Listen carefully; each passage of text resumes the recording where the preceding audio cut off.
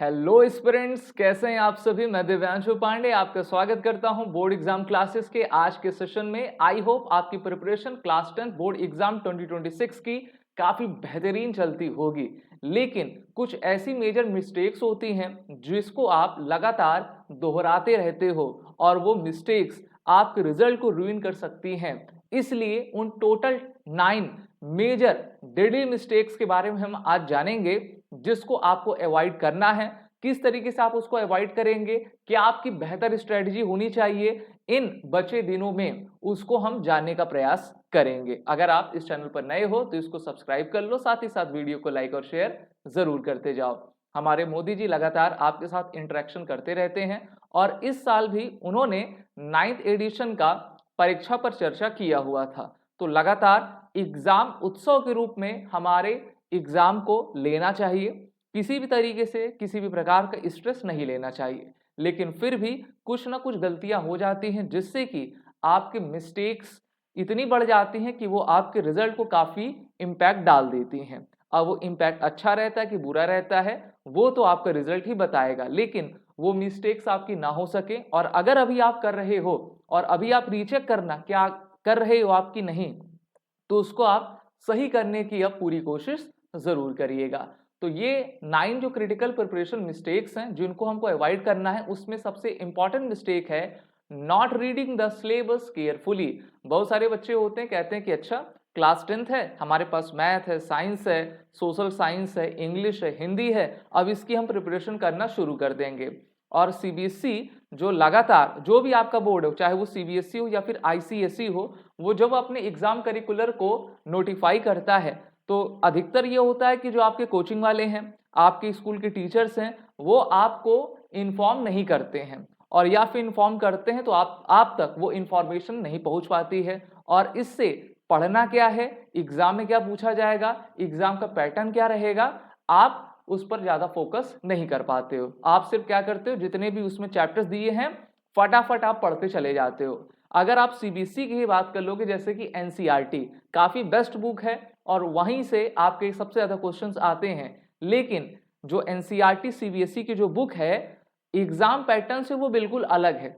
उसमें अगर आप एक्सरसाइज देखोगे तो आपको वैसे एक्सरसाइज मिलेंगी नहीं, बल्कि जब आईसीएसई बोर्ड वाले बच्चे अपने बुक्स को देखते हैं तो वहां पर जिस प्रकार से आपके एग्जाम में सैंपल पेपर्स या फिर प्रीवियस ईयर क्वेश्चंस आते हैं, उसी तरीके से वो अपने मॉक टेस्ट को और अपने एक्सरसाइज को डिजाइन करे रहते हैं।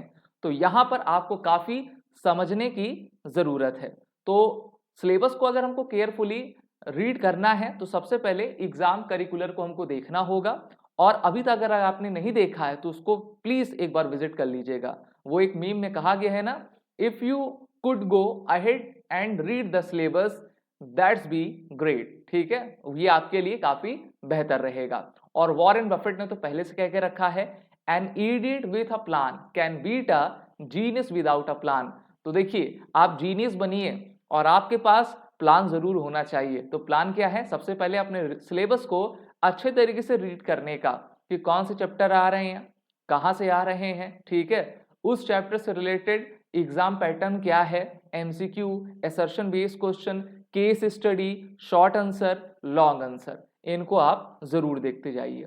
दूसरी सबसे इंपॉर्टेंट मिस्टेक्स क्या होती है जिसको हमको अवॉइड करना है, over relying on guide books. आजकल तो मार्केट में बहुत सारी कंपनी आ चुकी हैं और आज ही नहीं आई हैं, काफी लंबे समय से आ रही हैं, वो अपनी गाइड बुक्स डिस्ट्रीब्यूट करती हैं। और बच्चे कहते हैं कि हमने तो बुक्स अपनी पढ़ी ली है, अब हम गाइड बुक लेंगे, उसको फटाफट पढ़ेंगे। और गाइड बुक किस नाम से बिकती हैं, all in one, score 95%।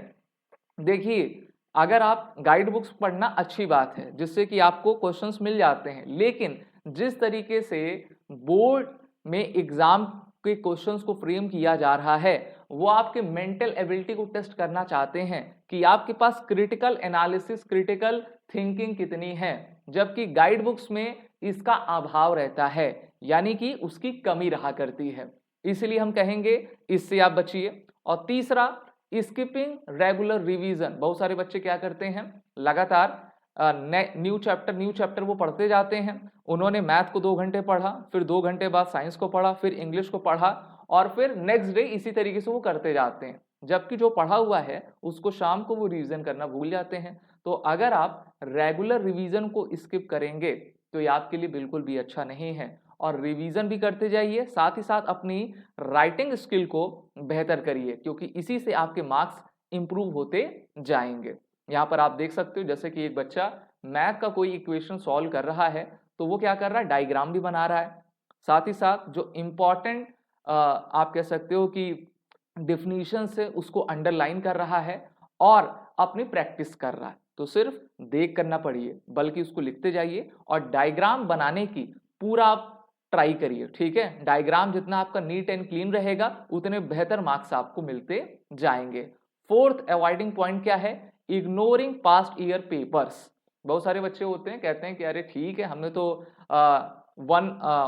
All in one guide भी पढ़ ली है, हमने जो है पूरी अपनी बुक्स भी कवर कर ली है, हमको नोटबुक्स भी दी गई थी उसको भी हमने कवर कर लिया है, कोचिंग में हमको नोट्स दिया गया था हमने उसको भी कवर कर लिया है, अब कौन मुझको हरा सकता है। अरे भाई, पहले तो आप एग्जाम के पैटर्न को देखिए और किस तरीके से पिछला आपका पेपर्स आते गए हैं उसको आप देखिए। आफ्टर कोविड-19 एमसीक्यू पैटर्न पर नए क्वेश्चन की फॉर्मेशन की जाने लगी है। नेशनल एजुकेशन पॉलिसी के तहत आपके नए एग्जामिंग बॉडी और न्यू एग्जामिंग जो है एग्जामिनर्स होते हैं उनको बनाया गया है, बैठाया गया है। लेकिन ऐसा नहीं है कि अगर आप 6 साल 7 साल पहले के पेपर्स को पढ़ेंगे तो वो आपको कोई हार्म कर देगा, बिल्कुल नहीं। तो मैं आपसे कहूंगा कि प्रीवियस 10 ईयर्स पेपर्स को आप जरूर पढ़िए। इसको आप कहां से ले सकते हैं, सीबीएसई की वेबसाइट पर जाइए, यहां पर बोर्ड एग्जामिनेशन आपको दिया रहेगा और वहां पर क्वेश्चन पेपर फॉर एग्जामिनेशन को जैसे ही आप सेलेक्ट करेंगे तो क्लास 10 के पेपर में आप पूरे प्रीवियस 10 ईयर्स कम से कम आप जो है उसको अच्छे तरीके से पढ़े रहिए। और अभी कुछ न्यू रूल्स आए हैं, सीबीएसई ने लाए हुए हैं, जिसके बारे में मैंने आपको वीडियो में बताया हुआ था, तो उसको भी आप सभी जरूर देख लीजिए। और जिस तरीके से आप अपने प्रीवियस ईयर क्वेश्चंस को पढ़ेंगे तो उससे आपका कॉन्फिडेंस बूस्ट होगा। और confidence comes from being prepared. जितना प्रिपरेशन आप करते जाएंगे उतना ही आपका कॉन्फिडेंस और भी बूस्ट होता जाएगा।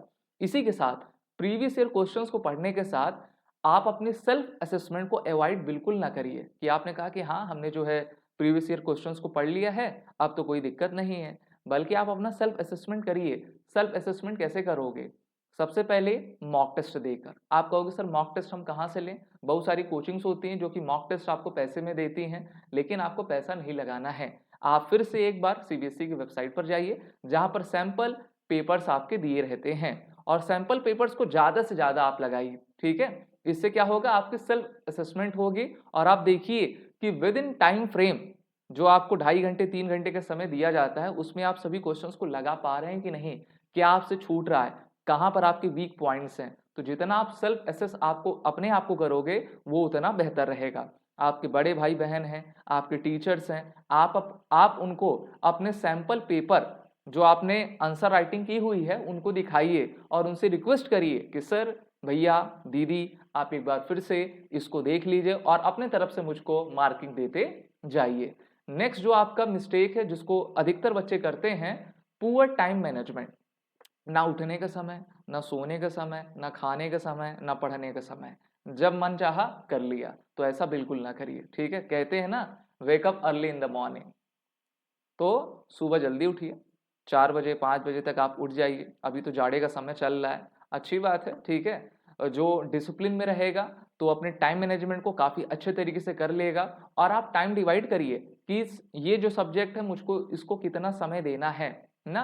जैसे मैथ आप पढ़ रहे हो तो मैथ के फॉर्मूले, कॉन्सेप्ट, उसका रिवीजन, उसके क्वेश्चन को सॉल्व करना, ठीक है, उसके सैंपल पेपर को करना, कितने टाइम में आप उसको कर लोगे, कौन सा आपका वीक सब्जेक्ट है, कौन सा वीक सिलेबस में आपके चैप्टर्स अभी बचे हुए हैं, उसको भी आप मार्किंग करके रखिए और ज़्यादा से ज़्यादा आप उसका रिवीजन करते जाइए। तो इस तरीके से अपनी बेहतर आप टाइम मैनेजमेंट कर पाओगे। 7th आपका जो इम्पॉर्टेंट और क्रिटिकल हम कह सकते हैं कि मिस्टेक है वो है रोट लर्निंग। बहुत सारे बच्चे कहते हैं कि अरे सर मैथ का जो इक्वेशन होता है ना, जो आंसर होता है उसको हम पूरा याद ही कर लेते हैं और वो याद करने में अच्छे भी होते हैं, लेकिन भैया फंस जाओगे। क्योंकि मैं बार बार कह रहा हूं कि सीबीएसई ने और बोर्ड एग्जाम्स में जो एग्जामिनर होते हैं उन्होंने पेपर में जो क्वेश्चंस होते हैं उनको पूछने की ट्रिक आपकी चेंज कर दी है और लगातार वो चेंज करते चले जाते हैं। जैसे कि क्वाड्रेटिक इक्वेशन से ही क्वेश्चन पूछेगा, लेकिन फैक्टराइजेशन कुछ ऐसा आ जाएगा कि आप वहां पर भूल जाओगे, तो फिर रोट लर्निंग तो आपको काम में नहीं आएगी। कुछ स्पेसिफिक जगह रोट लर्निंग काम आ जाती है, लेकिन सभी जगह आप उसको अप्लाई नहीं कर सकते। इसी के साथ मेसी आंसर प्रेजेंटेशन, ऐसा ना लिख दीजिए कि भैया उसको मायोपिया हाइपरमेट्रोपिया हो जाए, समझ में ना आए कि आपने क्या लिखा हुआ है। प्रॉपर सेक्शन में डिवाइड कर करके सभी क्वेश्चंस के आप आंसर लिखिए, जिससे कि एग्जामिनर को पढ़ने में भी काफी सुविधा हो और आपको लिखने में भी हो। ठीक है, स्पेलिंग मिस्टेक बिल्कुल ना करिए और ग्रामेटिकल मिस्टेक आप ना करिए। इसके साथ काफी अच्छे तरीके से आप लिखने की पूरी कोशिश करिए। आप ये भी कर सकते हो कि मार्केट से जाकर जो आपके पेपर्स जिस जैसे कॉपी होती है ना, वैसे आपके बिकते भी हैं, आप उसको 15, 20, 25, 50 खरीद लीजिए, ज्यादा महंगा भी नहीं आएगा, और उसी में जो है आप लिखने की कोशिश करते जाइए। तो मेसी आंसर प्रेजेंटेशन और राइटिंग स्किल बिल्कुल भी नहीं होनी चाहिए। इसके साथ जो लास्ट और सबसे इंपॉर्टेंट मिस्टेक है जिसको हमको अवॉइड करना है, वो क्या है? Neglecting health and wellbeing.